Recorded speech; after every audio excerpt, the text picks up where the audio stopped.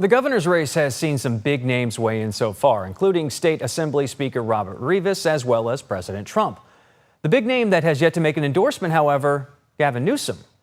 I had an opportunity to work with every single person that is running for that office, and I've had the privilege of working and partnering with them in many different capacities over many, many years, and I respect their willingness to put themselves out.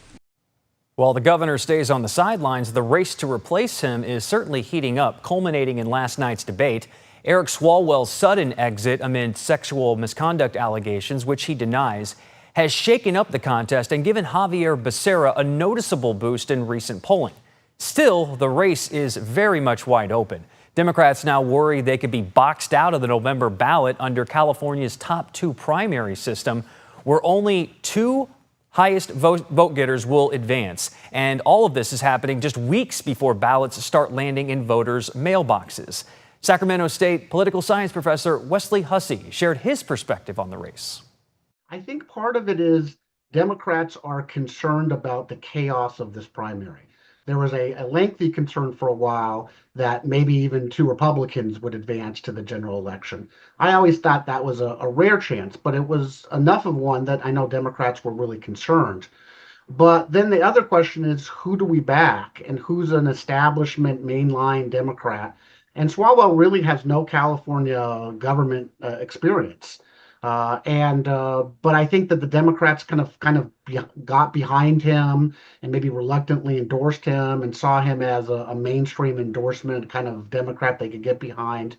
With his removal from the race, I think a lot of Democrats looked again at someone like Becerra, who had been, an assembly member briefly, a longtime member of Congress, the state attorney general, as well as federal cabinet secretary. So they thought, this is a person who's been around for a while. Will do the good job and also knows California politics really well. And meantime, the governor of California, Gavin Newsom, he obviously holds a lot of sway with Democrats here in the state, but he has remained on the sidelines. Why do you think that is?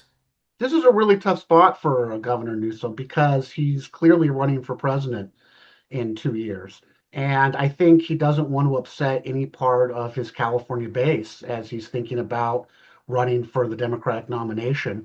So I think, usually the governor would have a bigger say here. And I think he's intentionally stayed out of this race for kind of political expediency purposes. But it's not.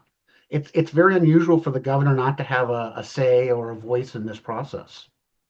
Ballots start going out here in the next few weeks. Voters are really only starting to tune in now. What should we expect moving forward? Are Democrats really at risk of being boxed out of this general election?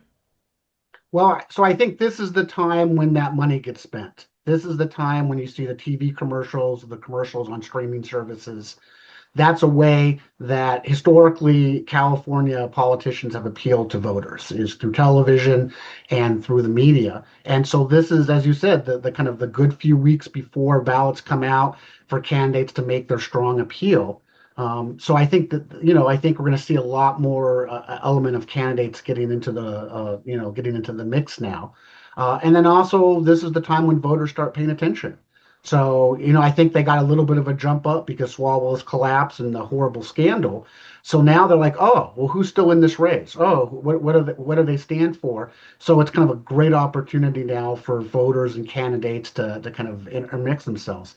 I think to the issue of the Republicans, Democrats got a huge gift from President Donald Trump by him endorsing one of the two Republican candidates, which I think will coalesce the vote behind Steve Hilton in a way that almost guarantees him a spot in the general election, but then makes it almost impossible for the other Republican to win that second spot. So Democrats should be thankful for President Trump for interfering in the process and basically letting one of the Democrats advance the general election and almost certainly then at that point winning in November. It certainly is quite the interesting race. So Wesley Hussey, professor of political science at Cal State University, thank you so much for your time and your insights, sir. We appreciate it. You're welcome.